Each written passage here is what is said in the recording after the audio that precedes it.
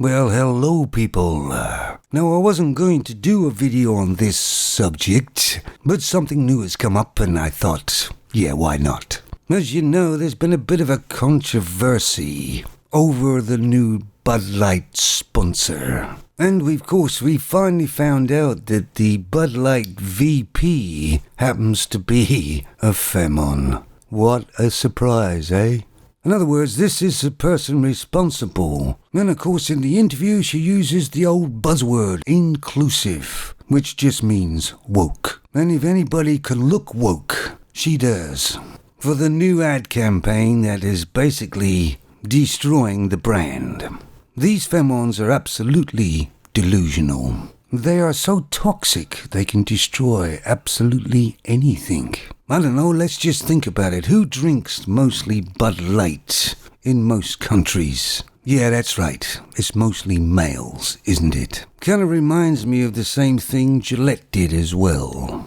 And once again, I believe that was a femon as well, responsible for that. I'll put a link to the video of this femon talking and trying to justify this ridiculous idea. She kind of said the Bud Light was in decline for years. Funny, I used to see it everywhere, but it will be in decline now. Well, she didn't fool me at all. It was a lot of gobbledygook.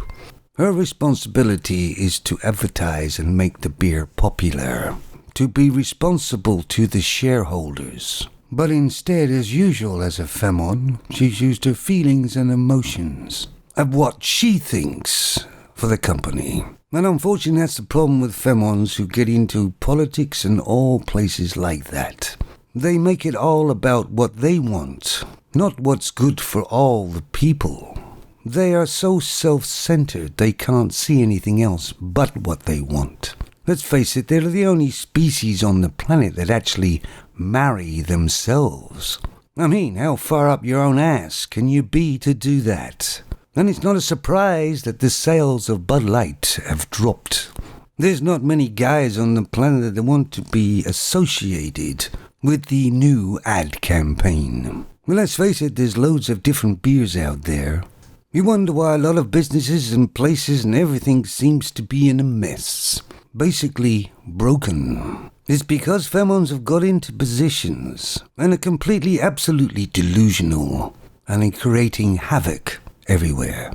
I believe it was 6 billion, wasn't it, or something like that Gillette lost. And I know that Bud Light's only one beer in this conglomerate company. But if I was them, I'd rename the beer because it'll always now be tainted with a bad idea. And nobody likes to drink beer with a bad idea on their heads. And anyway, Bud Light ain't all that great anyway. Peroni or Moretti beats it hands down. Christ, even Moretti's got a man on the label with a hat on and he looks real manly. So what's going to happen to this femon VP? Well, in reality, she should be fired immediately. Because God knows how much she's going to cost the company now. At the very least, she should be demoted. In other words, she should have some accountability. But unfortunately, that probably won't happen, will it? I'll be honest, I used to drink Budweiser myself. But I kind of gone off it, even before this. And I definitely won't be drinking Bud Light ever again. Well, they'll probably tell us that it's mostly femons that drink Bud Light. Let's face it, beer drinking is a male pursuit. It all stems back to the good old days when we used to go for a hunt for 3 days or more. And we'd come back. Not all of us came back. And we unwind by drinking alcohol.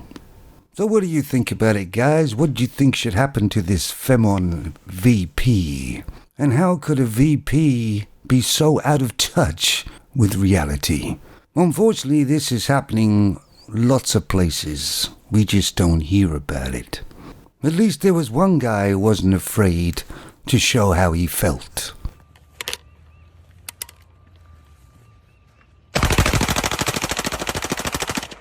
Magic. Take it easy, fellas.